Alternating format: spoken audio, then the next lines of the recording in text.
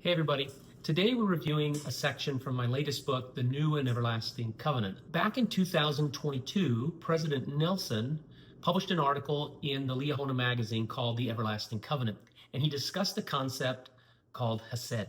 Some of what he covers in the article is an explanation of the concept of Hesed. Hesed is the loving power that obligates our Father towards us for every bilateral agreement or every bilateral covenant within the new and everlasting covenant. What we want to focus on today are the obligations we assume, the love that we should manifest in return for entering into the same covenant with our Heavenly Father. We should reciprocate such loving concern towards Him in our covenantal agreements. This is what we strive for and what He longs for. President Nelson summarized our Heavenly Father Hesed obligations in 7 ways. 1, He comforts us. He's obligated to not abandon us. He commits to lift us, guide us, and strengthen us. And He promises that He will help us and succor us no matter what circumstances we face in life. For our part, we assume some Hesed obligations towards Him. And we do this in 6 ways. We assume the obligation to keep His commandments, to have no other gods before Him, to sacrifice, to give a broken heart repeatedly over and over to Him, to offer a contrite spirit, to consecrate our whole souls unto Him, and to give our very best efforts in doing all that He asks us to do. Hesed is a special kind of love and mercy that is not available to a person outside the covenant relationship.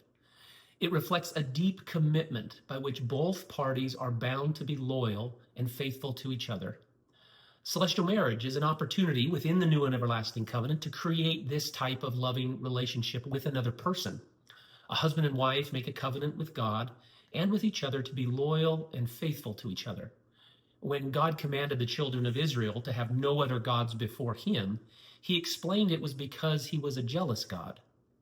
But the word translated as jealous, kana, means in Hebrew possessing sensitive and deep feelings.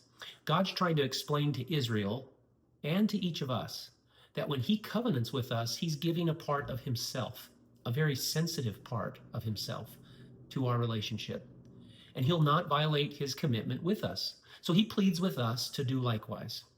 When we do violate our covenant with Him, He's crushed, devastated. Yet His promise to us is that He will not abandon us, and His patience towards us will never cease.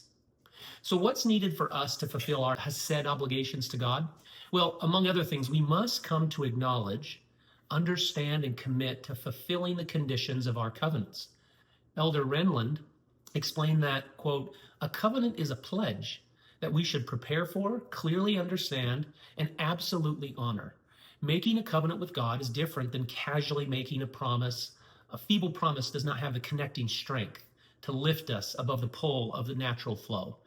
We make a covenant only when we intend to commit ourselves quite exceptionally to fulfilling it. We become a covenant child of God, an inheritor of His kingdom, especially when we identify ourselves completely with the covenant. Close quote. In order to enjoy the advantages of Hesed, we must assume greater responsibility for performing our covenantal obligations to the point that they consume us, define us, and influence our identity as children of God, even children of a king. If you enjoyed this content and want to learn more, please check out the New and Everlasting Covenant on my author's webpage. Or if you think there's something important that we missed, please add the comments in the comment section below.